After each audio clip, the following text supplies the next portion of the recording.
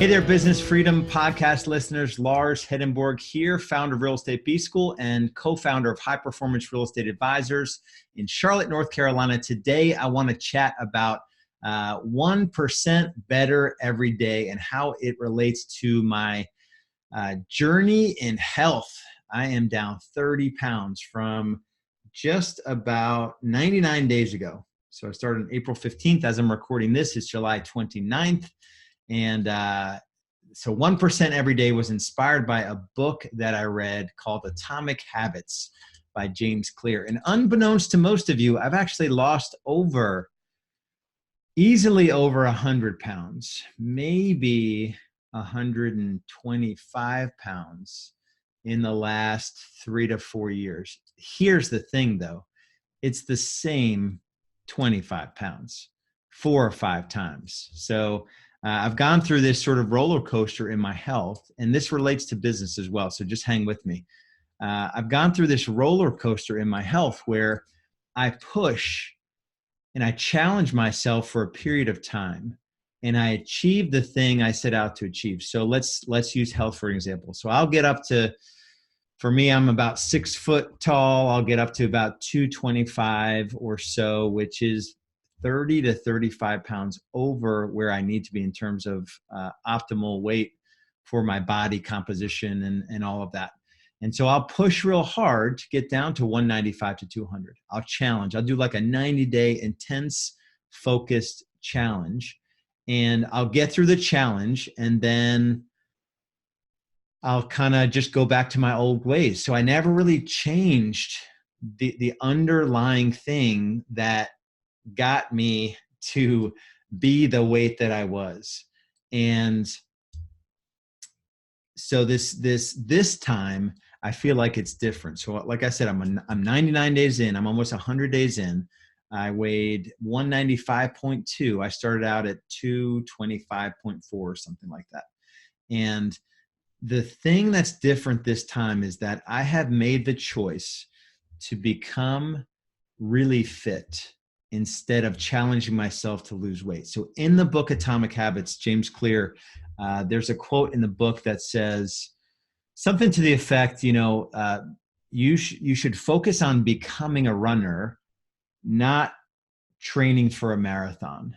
So a marathon is the equivalent of, I'm going to take 90 days to lose 25 pounds instead of I'm just going to become a super fit person. There's one other quote from the book, which I'm going to pull up here, which I think will serve us. It really comes down to the systems that you employ to do the thing that you want to do. And this obviously relates to business as in about a gazillion ways, right? What are the 4 things? Well, what's the number one thing you need to do to be super successful as a real estate team? It's new business development every morning. So instead of challenging yourself and going through these fits and spurts of, focusing on new business development for a week, or, instead of, becoming a new business developer. Let me find this quote here real quick, because I think it's gonna hit. It'll help us understand what we're getting at here. Here we go. You do not rise to the level of your goals. You fall to the level of your systems. And so let's use my health as an example. So the systems I've put in place is, number one is accountability. Accountability is probably the most critical system when it comes to achieving anything you want in your life. And there's 2 forms of accountability that I put in place. Number one is that I'm doing this with my beautiful bride, Julie. We are doing this health, a renewed focus on our health as the thing we are. We are now physically fit, healthy people. So there's a new identity that we have that we've never really had before. We've just kind of gained weight, and then we kind of lose it over 90 days. We gain it, we lose it. And so the accountability of having someone to do this with has been really helpful. And then I also have a health coach. We're actually sharing the same health coach. So the commitment is that I'm always going to have a health coach. I'm not going to have a health coach during a challenge period, like 90 days. I'm just going to focus on this one thing. And then after 90 days, I'm just going to go back to my old ways. That does not work. I've done it over and over again. And I've proven that it doesn't work. So becoming a runner versus training for a marathon. So let's think of ways, and I want to challenge you today to think of ways of how we can apply this to your role as a real estate team leader. One area that comes to mind, like when I look back on my journey and when I've not grown as fast or as gracefully as I wanted to, it's because I took my eye off the ball of recruiting. And so, and I see this a lot with real estate team leaders. We decide that we need to focus for a period of time intensely on bringing in some new agents. And then when we bring in 2 or 3 or 4 new agents, we stop that thing. And then all of a sudden, these folks that we had all this amazing potential never really translated into, a sustainable part of your real estate team. And then you have to start over again. And you're constantly having to lose the 25 pounds. You're having to get that system up and running and started again versus just keeping a system running and always being healthy when it comes to maintaining a virtual bench. Maintaining a virtual bench is probably the most important thing you could do for the health of your real estate team. Is you always have folks that are wanting to come in and join you in this, awesome vision that you're casting out there in the market to grow in such a way where your clients are handled in an awesomely world-class fashion. And so that's one example. Another example is just in sales. The thing, so to be physically fit and to be really sort of healthy and vital and have energy all the time, every day, no matter what, I need to drink a gallon of water. I'm probably working out for about 5 to 6 hours a week now, combination of cardio and strength training. I am sleeping 7.5 plus hours a night, and I track my sleep. I'm also meditating. I'm reading my Bible daily. And so there's all these things I need to do to be physically and emotionally and spiritually fit. When it comes to business, from a sales perspective, there's only 4 things that you and the sales folks that are on your team need to do to just get 1% better every day and build massive momentum in their business. And it's an acronym that I probably shared before on the podcast. And if I haven't, here it is. It's PLAN, if you're taking notes or even mental notes. P for prospecting, which we call new business development. L for lead follow-up. That's following up with folks that you've already had a conversation with.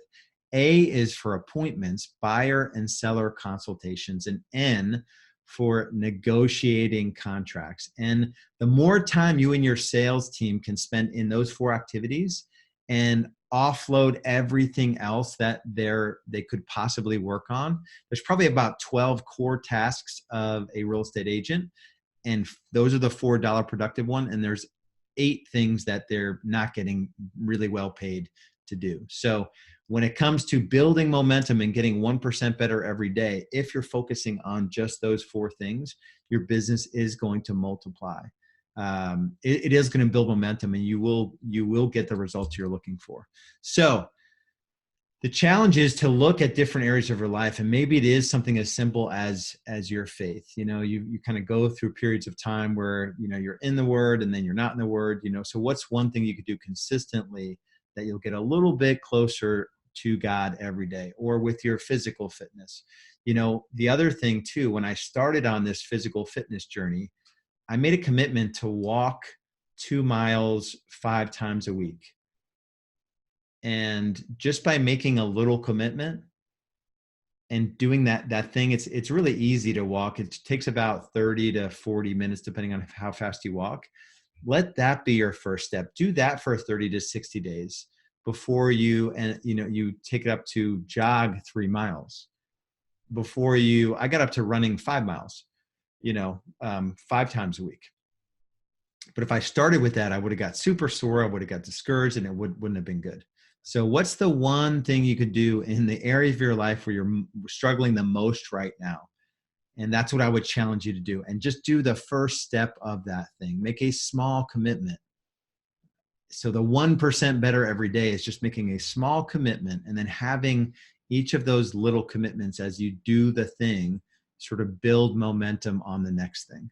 And so if you're struggling in your business, if you're a real estate team leader, if you're running a small team or a big team, and you don't have the time, money, and stress freedom that you're looking for, I look at my life, my business life, as a dance in the equation that is time freedom, money freedom, and stress freedom. So if you have not enough time to enjoy things outside of your work, you don't have enough money to enjoy those things, or you're super stressed all the time and you're just miserable to be around, there's got to be a better way. And I challenge you to look for a way to kind of change the trajectory you're on. The only thing I have to offer you is a 45-minute conversation with me personally about your business.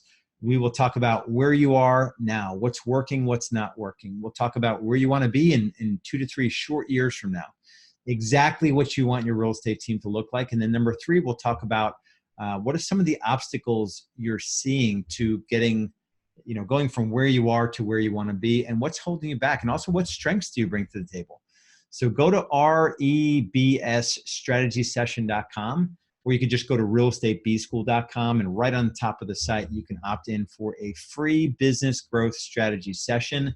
And there is no hard sell at all. I'm going to serve you in those 45 minutes, and we'll kind of go through that agenda that I just spoke about. If there's a possibility that you're a fit for Real Estate B School, we have something called our pilot program.